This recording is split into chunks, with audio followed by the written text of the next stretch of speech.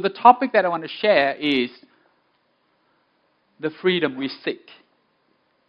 I believe that in life, everyone is looking for freedom. Either that is financial freedom, or it's the freedom to choose who you love, or the freedom to do what you like. And how do we look for freedom? I'm going to walk you through the different ideas that are wrestling in my head. The first thing is going to come as a surprise, that we don't control anything in our life. I know that's a bold statement to make, but think about it. If you think about yourself, who are you? Who are we? Is there really a self?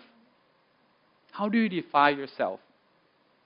How do I define myself at this very moment? Am I this Ming on stage at this very moment? But if you think about it, the self that you are today is very different from the self that you were yesterday. And it's going to be very different from the self that is going to happen tomorrow. So when you think about your internal you, that is like a code that has been pre-programmed when you were born. You didn't choose this. You didn't know how you're going to be like when you first cry out, welcome life, when you were first born. And that code was pre-programmed in you and is going to keep changing. Internally, you are a code that has been pre-programmed and keep changing. But externally, everything is also changing. And it's not within your control. Think about it. When you walk out the street, you cannot control who you're going to meet. What is going to happen on the street? What kind of information you're going to see on the billboard? You cannot control that. But all that is going to change the code within you. And that's what I mean by we are not really controlling anything in this life. All decisions and all the events that are happening in our life, they form this totality of everything. And that totality is egoless. So if you think about that, the self that you think is yourself right now, the you now, you have a choice, you do. Your choice with your attitude right now, whether you're going to accept the outcomes of your past decisions, but the you in the past is something different. And the external factors, they're going to influence your past decisions to make the you now. And all that is going to keep changing as well for the next you in the future. You have a choice to do what you want now, but think about that. Even that decision is informed by your own code. And that code has been pre-programmed in you, just like I mentioned. So with that, I want to share the story about my own life during COVID time. So I founded a chain of cinemas, affordable cinemas in Vietnam. And during COVID time, we had to close our cinemas for more than half the time during the 2 years of COVID. And it was very devastating because I didn't know how long it's going to last, whether my business is going to survive or not. And we lost about 100 billion Vietnam dong during those 2 years. And we were burning our last cash in the bank. But that is exactly the example what I want to share with you. We think that we can control our life. We think that we make all the decisions and life is going to turn out the way that you expect. But no. Life is going to give you something you don't expect. Whether it's COVID or it's an outcome that you couldn't even fathom how it's going to be. So that sounds a little bit depressing, isn't it? But no, because we're going to move on to the next one. The freedom to be. If you think about it, if you're not in control of anything, then why are we being stressed? Right? We have the freedom to just be, to enjoy this very moment of life, of however it is. If you know how to embrace that peace, and the next big thing that is going to happen, which is your decision. But again, that decision is pre-coded in you anyway. Like if you are sitting in the audience now, you think you have free will, and you want to stand up and walk out here, even that decision is somewhat of a code that is in you, right? But then, if you know how to embrace the peace,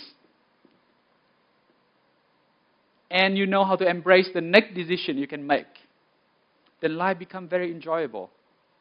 It's one big game that you can find a way to play and to enjoy. So everything you do and all the consequences, they're all contained in this totality of things that I mentioned just now. And that makes it very okay to experience with anything you like, however you think makes sense to you. So what I do in every moment, you can collect all the data, and you can weigh the options and see which one makes the most sense to you. And then go ahead and do it. You don't have to be worried. You don't have to be afraid. You don't have to be scared. Knowing that it's all just one big game that you have no control whatsoever over. You have an imaginable decision to make. But you can still make it anyway. And you can enjoy it anyway. So to me, being happy is when the external stimulations resonate with your internal code. The internal code that has been programmed in you, and over time will keep changing because of the external factors. So the third part that I want to share with you is how do we decode the internal code.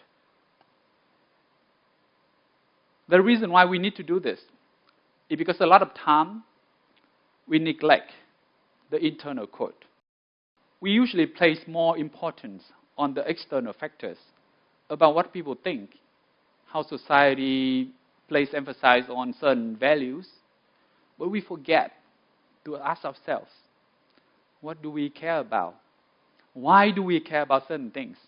Why do we react this way or that way? For example, when I ask myself, why didn't I want to accept the invitation to do TED Talks for the fourth time? And when I have that internal dialogue within me, I understand myself. I understand more about myself. That I want to do something different. I don't want to keep, saying the same thing and delivering the speech that has been formatted carefully with the structure that I know is going to work. I don't want to do that anymore. And when I understand that about myself, I know that I need the excitement of doing something that is different, challenging, confusing at times. But that's okay. That's when I feel alive. So the internal dialogues will help you understand your code better. Because the more information you can feed to it, the more information is going to be able to make sense of, to know how it's going to react to your internal code. And more so, you can understand the deep layers of your own internal beings. So I would urge everyone to have this habit of reflection. Because with that, we can more and more understand about ourselves and makes us happier. So this is a very similar story to what I shared with you about the source of my motivations. So I'm 42 now. And up until when I was about 36, all my motivations were because I want to impress the world. Now I know that. All my motivations were coming from a place of lack, of the need to seek validation, of the need to prove myself that I am worthy. And I think for a lot of people that's the case, but that's okay too. That's the first phase of life that is very similar to many people. Maybe we were born and, the society around us told us that we were not enough. And we need to grow up to prove that they were wrong. And that has been enough for me for many, many years. But it's not until later, when I get a little bit older, that I know it's not enough for me to enjoy life at the fullest. When I understand that if I can have my motivations coming from the place of love, of finding enjoyment in my own life, everything connects better. I understand my code better. So the fourth point I want to share with you is about embrace changes. Because changes is one truth of life, right? Nothing stays the same. The more you embrace changes, the more you understand your code. The same logic applies. And, let's think about it. Changes are going to come no matter what. We didn't expect COVID to happen. We didn't want it to happen, but it's going to happen anyway, right? And there will be more events in the future that might happen. The technical difficulty we have just now, no one wanted it to happen. I didn't want it to happen, but then it happens and we deal with it. So the more important thing is our attitude. And over time, you have a better capability to deal with uncertainties and things that didn't go your way. For me, changes have been about building many micro lives. I pursue an education in business, and I view myself as an entrepreneur for the majority of time. But I didn't refuse the chance to be a singer, a songwriter, an investor on Shark Tank, or more recently, a show host. A lot of those skills I didn't have. The first time I sit down and be the host for the show, I was so nervous. I used to be on the other side of the table, right? People ask me questions, I just show up and be myself and having fun. But being a host is totally different. You were in control of the situation and you were responsible for it. But then again, all those experiences make me alive. So for me, that's the way to embrace changes. And for you, it's going to be different. Each and every one of us, we have different codes. And we are seeking different things in life. But I hope that you will embrace changes in your life as well. The last piece that I want to share with you is to connect with the world. Why should we connect with the world? For me, that's the way to understand yourself better. When you connect with the world, you understand how you react to people, to circumstances, to experiences. And you understand yourself. You know why you react that way. You know how you're going to react. And you know what you like, what you don't like. So for me, that's just another way to collect more data. And for me, the more extreme the experiences, the better. The more that I connect with people that are different from me, the more value I get out of it. So connecting with the world, for me, is to reach out and explore my own code. And the last piece that I want to share with you is that if you zoom out enough, then you start to realize that the self that you think that you are is just a localized experience of the totality of everything. And if everything is interconnected and keep changing in a very fluid manner, then maybe your true self is that totality. And if you think about it like that, life becomes very enjoyable, and you will have more compassion, you have more love, and you will enjoy each and every surprise, just like how you enjoy yourself.